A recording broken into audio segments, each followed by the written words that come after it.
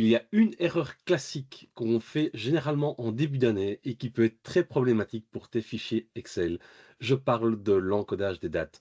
Déjà, quand j'étais à l'école tout petit, il m'arrivait en début d'année de ne plus me souvenir finalement qu'on venait de changer d'année et donc de continuer à écrire l'ancienne année.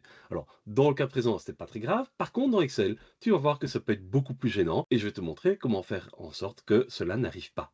Je vais illustrer mes propos au travers d'un tableau qui reprend l'ensemble de ventes sur 2 années, comme tu peux le voir ici, et qui sont synthétisés dans un tableau croisé dynamique, ici sur une autre feuille. Alors typiquement, je vais prendre ici l'exemple 2025, mais évidemment c'est tout à fait, extrapolable aux autres années. Si je viens à encoder une vente en oubliant qu'on vient de passer à 2025 et donc en encodant encore sur 2024 et que je vais juste valider ça comme ça, voilà. Lorsque je vais rafraîchir mon tableau croisé dynamique, évidemment, tu viens de voir ici que ce sont les ventes de 2024 qui se sont mises à jour, ce qui est tout à fait normal. Et donc si tu n'y prêtes pas attention avec des données un peu plus complexes, potentiellement tu pourrais ne pas le voir. Et c'est là que ce serait très embêtant parce que tu as des données alors qu'ils sont complètement erronées. Et après coup, pouvoir identifier, un, qu'il y a une erreur, c'est pas toujours facile. Et deux, quand on le sait où est l'erreur, c'est parfois encore plus de chipotage.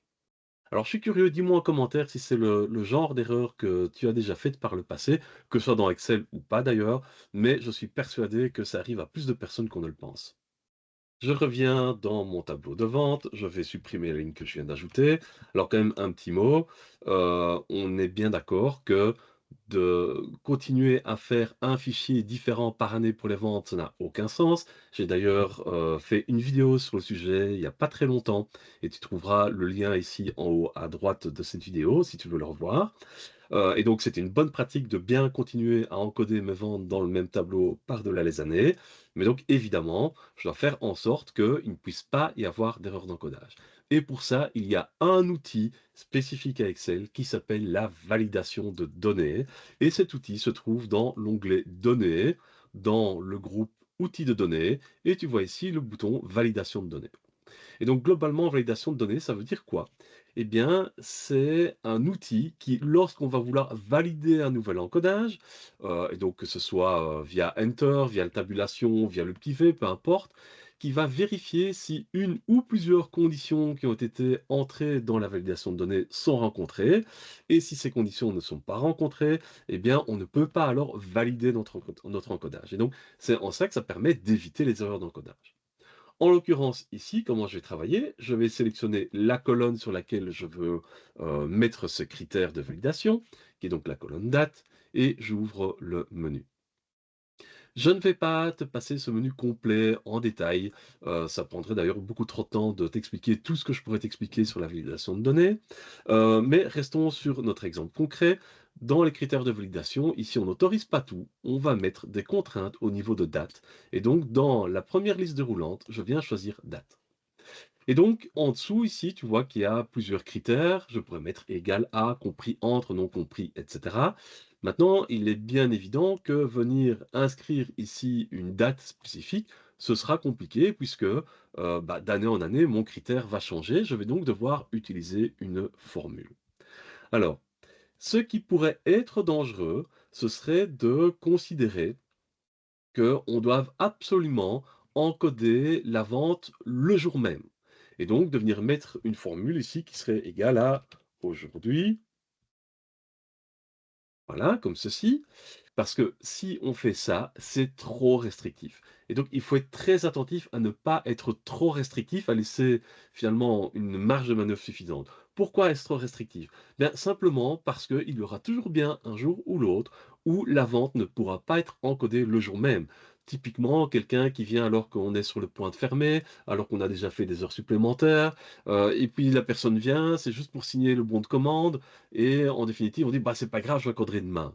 Donc typiquement, on doit pouvoir aussi, quand on crée, des conditions finalement de validation, penser à tout ce qui pourrait arriver. Et donc la règle que j'utilise pour moi dans mon propre fichier, dans lequel je fais mes suivis de vente, et enfin suivis de prestations plutôt, Eh bien, je viens choisir une règle où je dis que je veux que ce soit supérieur ou égal à aujourd'hui moins 30.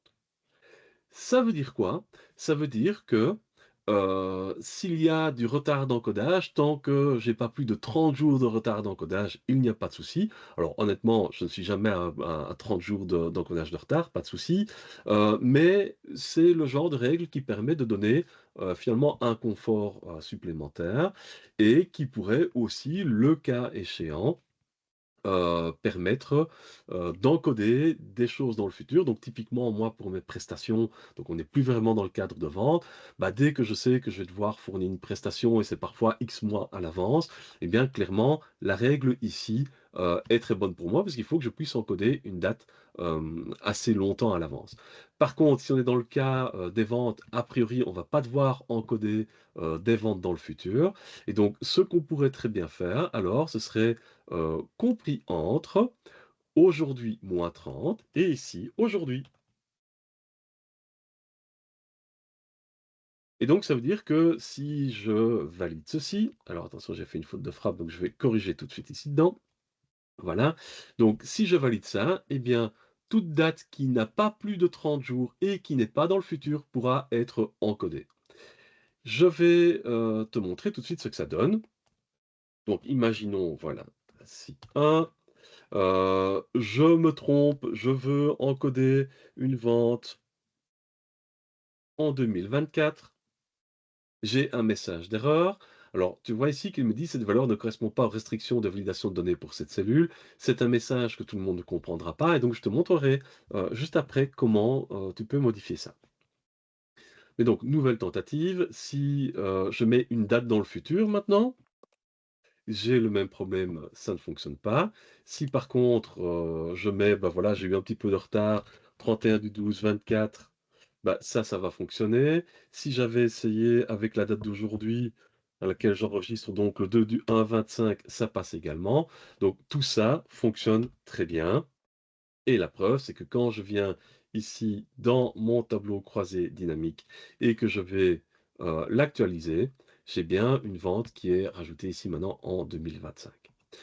Donc je t'invite vraiment à utiliser ça pour sécuriser tes encodages. J'interromps cette vidéo quelques secondes pour un rapide message.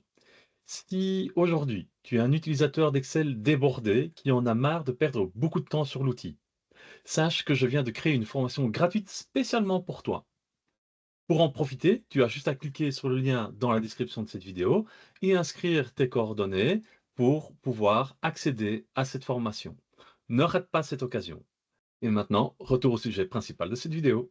Maintenant, comment faire pour que tes collègues comprennent l'erreur qu'ils ont faite le cas échéant? Eh bien, pour ça, au niveau de ta règle, lorsque je reviens dans le menu, au niveau de l'alerte d'erreur, je t'invite à personnaliser le titre et le message d'erreur. Et donc, le titre, je mettrai date invalide, voilà, et message d'erreur. Euh, la date doit être au plus tard, ou doit être comprise, ce serait mieux. Voilà, donc la date doit être comprise entre il y a 30 jours et aujourd'hui. Évidemment, ce genre de message, il faut que tu le personnalises selon la règle que tu as créée. Et donc, si je viens faire un nouvel encodage maintenant, voilà, et que de nouveau je fais une erreur, tu vois bien que je retrouve ici le titre, je fais exprès de le mettre en majuscule pour que ça ressorte bien, et pour être certain que la personne lise plutôt que directement essayer de faire autre chose, parce que malheureusement il y a encore beaucoup de personnes qui ne lisent pas les messages d'erreur, hein, donc là ça attire bien l'attention, et ici en dessous on retrouve le message plus précis. Et donc si on annule évidemment, voilà, là il n'y a pas de nouvelle tentative. Voilà, j'espère, t'avoir appris quelque chose de particulièrement utile pour toi. Donc pense-le à faire, pas seulement en début d'année, hein, mais dans chaque fichier que tu vas faire. Je t'invite aussi à partager, liker cette vidéo et même la commenter si tu as appris, des nouvelles choses grâce à moi aujourd'hui. Et maintenant, c'est à toi de jouer.